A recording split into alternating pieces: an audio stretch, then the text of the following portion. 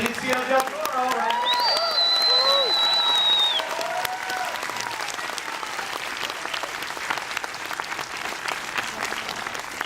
Y'all like Sicario? Yeah! All right. Well, congratulations. Thank you for coming out. I know you were just telling me you've been all over the world, basically, back and forth with this film. So, and it's doing so well, Benicio. I mean, it's really become a big hit, which is very gratifying, I imagine, you know, when you make a film like this. Yeah, I mean, just came out nationwide, so let's see how it does tomorrow. So far, so good. Not an empty seat in the house. Yeah. Thanks for coming. Such an interesting character. I've seen you, as you probably know, in a number of movies dealing with drugs in one way or another. You've done it from a number of different angles, but I've never seen you play a character in a movie like this. It's a very interesting, mysterious character, Alejandro, I thought. Yeah. I got the script, and I thought it was original in its content, and but I also thought structurally it was very interesting. Especially, you know, we follow the character of Emily Blunt, and then suddenly, oh, we go into this the world of Alejandro for the last third of the film. I thought that was really kind of like interesting. So I thought that was very interesting, but I wasn't sure if it could work. And then I met Denis Villeneuve, the director, and he was just really pumped, and he was his enthusiasm was great, and his vision but his sensibility to that world is, you know, to like deal with that world of the drug wars, because I've done many movies that, you know, take place in that world, and so I kind of know a little bit of what's going on. I've made friends with the DEA. I've met many guys that have been on the other side too, and so he was very much in tune to know the director was, and he knew already many things. So Yeah. So that was good. I did a screening with you where we had members of the DEA, and afterwards they were talking about how authentic they thought this film was, you know, and they would be the ones to know, I assume. Now, I know when you get a script, you know, you have a certain process at looking at it, but the script wasn't exactly what you wound up filming, right, with this character? They had more dialogue for your character in the original script, and... Yeah, well, they've said this about the dialogue, that, you know, they kind of like put that weight on me, that I cut the dialogue here and there. But I'll give you an example how it goes. Halfway through the film, there was a scene, I think it was a scene that we're going into Juarez to get the guy from jail, bring him back across the border.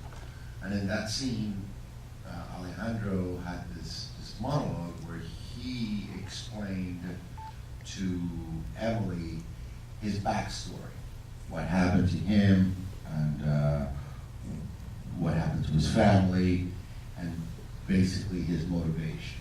And when I was working on it, and I talked to Denis about it, the director, I just, my life experience, and I've met people who've had tragic moments like that marks them forever. And my experience is that they don't open up to you in the first 24 hours and tell you their story, but the information, the monologue was important for the film. So I explained to Denis my concern of having my character explain his past like that, and he understood. So he then gave those lines to Josh, a smaller version of it, and Josh did a terrific job saying lines that were supposed to be my lines. So. But he did it. You know, it does work that way, in my opinion. It does work because it's more, in my opinion, it's realistic. That my character would not, you know, oh, this is who I am. You know. I love the silences of your character, which is the essence of screen acting for me. You know, you say so much without saying a whole lot. And you seem to be drawn to a lot of scripts like that, or characters like that, in your career. Well,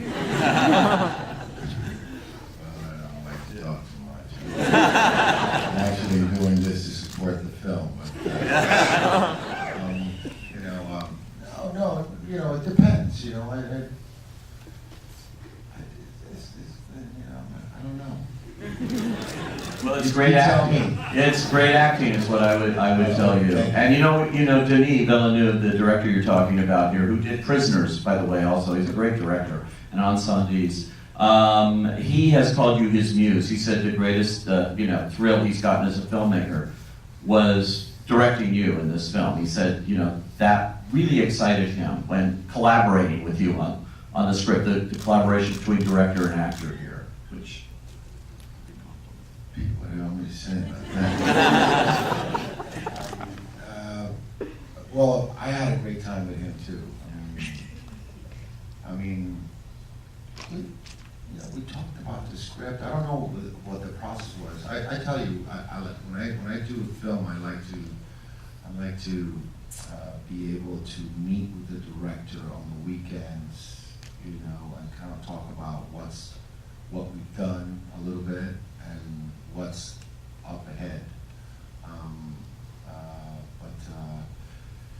But besides that, I just think that he did a terrific job. I think Denis is. He probably said that about all the other actors in the film, because what I notice about him, I think this is a quality of what I consider good directors, or the best that I've worked with, and I've worked with some really good directors, and it's that they have this thing that they can get really talented people around them, and they take that talent to give them 110%, and then they manage to get that work, take it home, and they go home and they do the best with that. And I think that Denis really did a terrific job with this, not just with what I did, but I think with what all the actors did, with what, not only the actors, the makeup department, the hair, the wardrobe department, everybody, he just has that thing where he's like, there's something about it, he's just pulling the strings, and you don't see how he's pulling the strings, but he just has this thing where, he's a motivator, he just gets people to give him or the film, give the film 110%, and I think that's really what puts him there, and I think I'm very proud of the film, and I think that's what makes this film in a way. And you also got to work, in this case, also with the cinematographer, Roger Deakins, who's been nominated 12 times for Academy Awards, one of the great cinematographers in movie history, I think. Well, he doesn't like to talk. So talk for him here, I actually, first of all, I usually say there's three things to do a movie for me. It's the script, the actors, and the director, not particularly in that order. But in this film, there was Roger Deakins, so there's four things. When I saw Fargo, when it came out, it was like I discovered, that's a pretty cool photography. But I didn't talk to him while we were doing the film. I don't recall. It's not my job, really. I gotta avoid the camera. I don't want to look at the camera. But we didn't really talk. I got to get to know him a little bit on this tour, and it's great. But we just said hello, and I don't even think we said goodbye. I never really talked to him, and I'm a fan. I'm a big fan. And I couldn't go up to him and go like, I really like your work, and I'm really proud of you. I couldn't do it.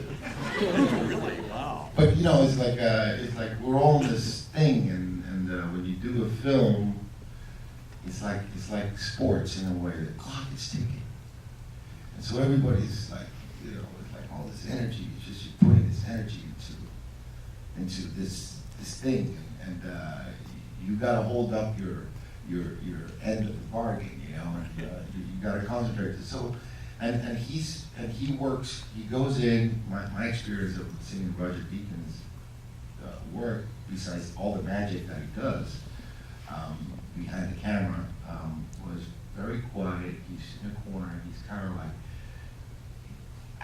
you know, you don't see him talk, and then before you know it, you know, they've wrapped, and you look, and he's really far away. He's the first one to leave the set. I kind of like to work like that too. I kind of like, you know, it's like you got to get ready for the next day, and it's because the clock is ticking. You know, it's like so. But it was. I mean, when I saw the film the first time, it was like really amazing. I think that there's a sequence here where I'm taking Silvio in the car, played by Max Hernandez, and I got the gun. Well, all that was shot it's the interior of the car. All that was shot on the stage. And when we walked in there, he had like 2 lights. Roger had 2 lights, and then some red light that kept going like on the floor. And it just didn't make any sense. And I didn't say anything because when I saw it, I was going like, I was amazed because it's just beautiful. And it just looks so real. You didn't want to second guess what he was doing with that at all. No.